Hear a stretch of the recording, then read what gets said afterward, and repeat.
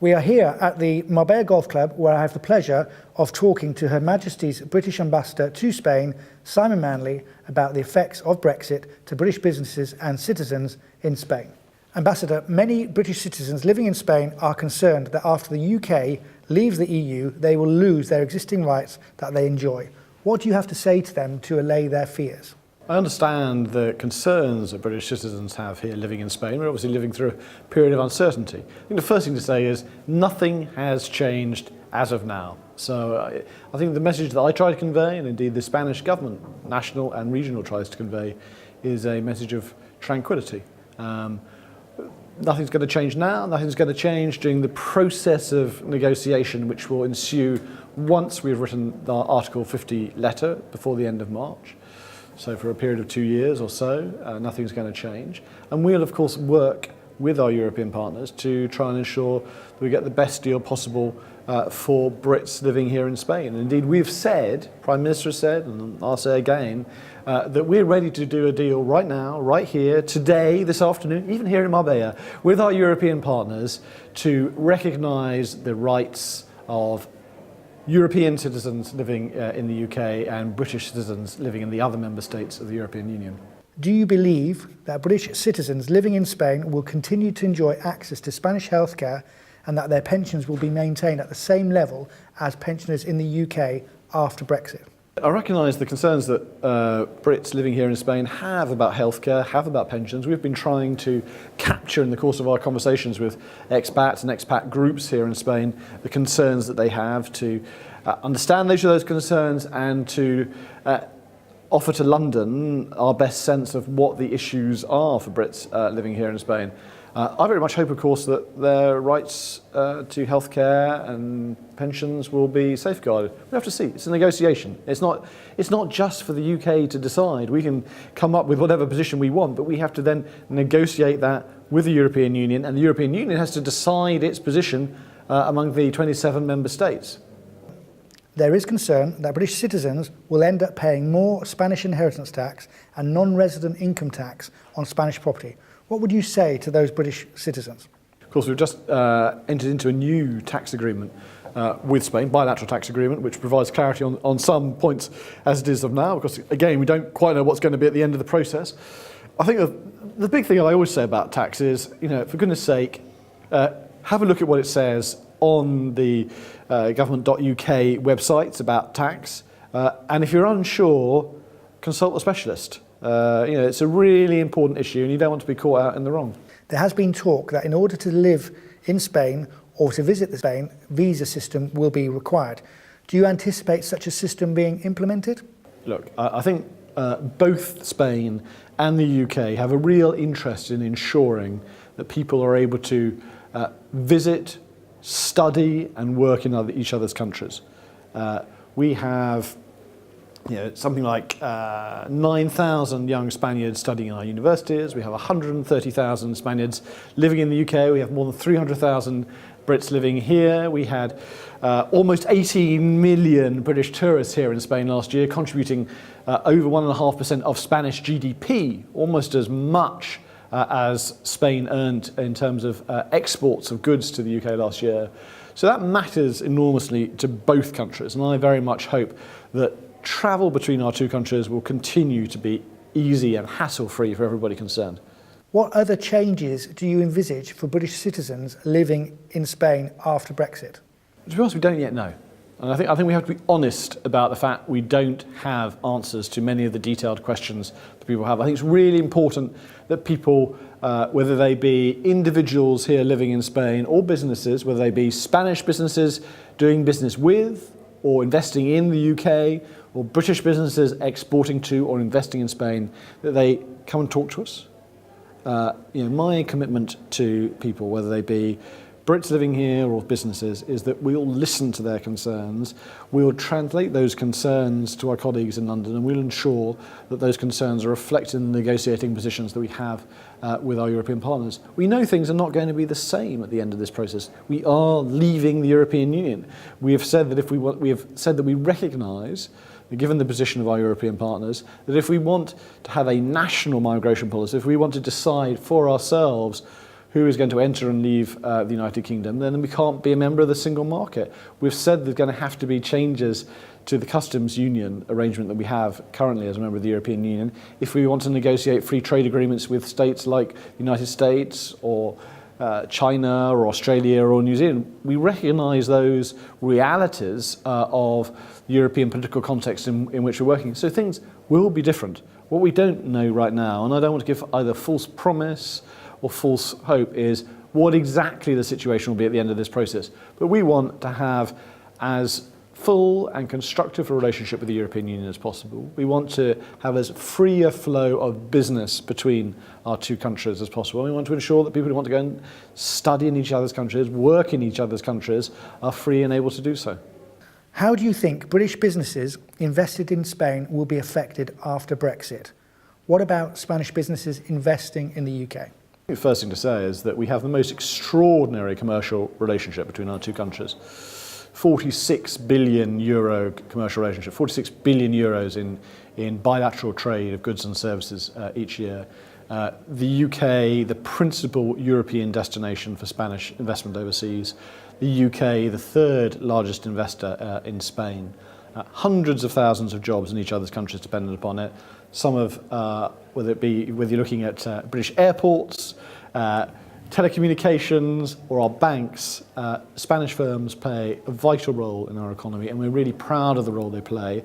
And what we want to ensure, and what I've said to each and every one of those businesses, chairman, chief execs of those IBEX 35 companies, is that we want to create the conditions in which those businesses in the UK, those investments, can continue to grow in the years ahead. And I hope that's my message too to the Spanish government, the national and regional level, is that I want to see British investment in Spain continuing to grow over the years to come. What we have to work as the UK, but also as Spain, and I think I hope that's the attitude the Spanish government's going to with which is going to enter these negotiations. And from what I hear from Prime Minister Rajoy and from his ministers, I think is positive in that respect, is that we need to work together to ensure the agreement that we reach doesn't create unnecessary new barriers to trade and investment between our two countries, because the commercial relationship is too important for that, the jobs it creates is too important for that, the prosperity it fosters is too important for that. What kind of system of movement of employees do you anticipate will be introduced? We don't know the details of what system there will be to move people between the two countries or between people working for the same company in the two countries. But again, we know that some of our largest investors, whether they be British investors here or Spanish investors in the UK, need to move their most highly skilled, most valued staff between the UK and Spain, and indeed between the UK and Spain and other destinations for their overseas operations across the world. And we want to enable that. We want the United Kingdom to be the easiest place in the world to create and grow a business, whether it be British made or foreign invested. And we will do everything in our power to ensure that we are the best place in the world to do business. Will British companies be treated the same as companies of other EU countries? We have to see what the conditions are going to be for British companies here. They clearly won't be European companies in the same way as they are today. We'll have different rules will have to be in place. But as a country, we believe fundamentally in the value of free trade, and we believe fundamentally that businesses create the wealth that our societies need. So what we want are arrangements which foster that enable the extraordinary bilateral trade between our two countries to continue to grow and for businesses to continue to prosper in the years ahead. It seems that the UK will leave the single market. What are the possibilities that the country will remain in the customs union after the EU? I think the Prime Minister said that there are various options on the table in regards to the customs union. There are important issues there, not just for business, but also in terms of for example, of our bilateral relationship with Ireland at play in that area. So we're looking at the solutions that are available. And again, this is going to be something that's going to have to be negotiated between the UK and our European partners. But what we don't want to create is a situation where there are more obstacles to trade, bureaucratic obstacles that hold up trade and commerce between our two nations and within companies operating in the two jurisdictions. Are British businesses establishing operations in Europe to mitigate Brexit? Is Spain an attractive destination for those companies? Well, I mean, there's a lot of talk in the press about whether British companies or other international companies based in the UK are looking at relocating some of their business or not. On the other hand, there's a lot of news in the press about a whole series of top international companies who've decided just over the last few months since the referendum to increase their presence in the UK. Companies like Snapchat, Google, Facebook, Apple, the leading technological companies in the world who are investing more in the UK. GlaxoSmithKline investing more in the UK. So I'm sure companies are looking at how they can manage the uncertainties around this process. And of course in that, Spain's an attractive place to invest. We see it in that story of British investment here in Spain. That's why we are the third largest investor. But I'm also really confident about the future of the UK as a place to do business because of our determination to ensure that we're the easiest place to do business in the world, because of the quality of our creativity and our innovation for the world's top 10 universities, 18 of the world's top 100 universities, because of the collaborations we have between universities, government and business, because of the conditions that we've created at a fiscal level and elsewhere so as to ensure that innovation and creativity is rewarded, to ensure that businesses that create new products and services can have them protected as they grow, and ensuring that we have the right fiscal regime so as to attract the best, the brightest people and the best companies across the world. What sectors will be affected most by Brexit, and where do you believe that there will be opportunities in the coming years?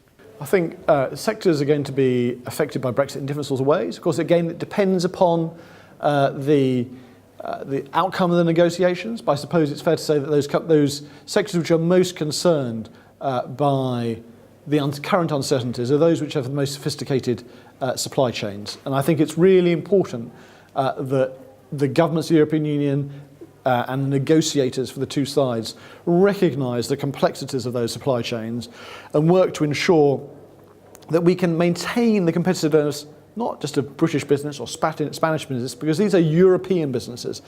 In industries like pharmaceuticals or car manufacturing, it's vital that we enable the free flow of goods and services between member states of the European Union and indeed between member states of the European Union and the UK, so as to maintain the international competitiveness of those companies in the face of the global challenges that we face.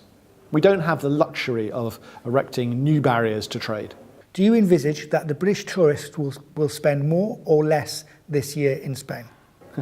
I expect that tourism will increase this year. I mean, last year, 2017, just seen this morning, the latest figures, extraordinary figures, almost 18 million British tourists visiting Spain, spending over 16 billion euros here. That's about 1.5% of Spanish GDP. It's more, or almost as much as the total Spanish export of goods to the UK last year. That's an enormous slice of the Spanish economy. And it's a success because of the security of tourism in Spain, faced with the insecurity in some other tourist destinations, but it's also because of the quality of the offer here in Spain to British tourists. And of course, it's also because of the place that Spain holds in the heart of the British. Those millions of people come here, and they come here year after year because they love coming to Spain. They love its welcome, they love its food, they love its beaches, they love its mountains, they love its cities, they love its food and culture, and of course, some of them even love its football. What are the UK's priorities for business in the EU negotiations? Our priority for business is to ensure that business can get on with the business of creating jobs, creating wealth, that we don't set up new obstacles to doing business between the UK and the countries of the European Union, that we enable businesses to flourish, that we show by word and deed that we believe that free trade is the most liberating force in global economics, that it's through free trade that we drive up productivity, that we increase the wealth of our societies and create the sort of countries and the sort of European Union that we want to see in the future. Ambassador, thank you very much. Muchas gracias.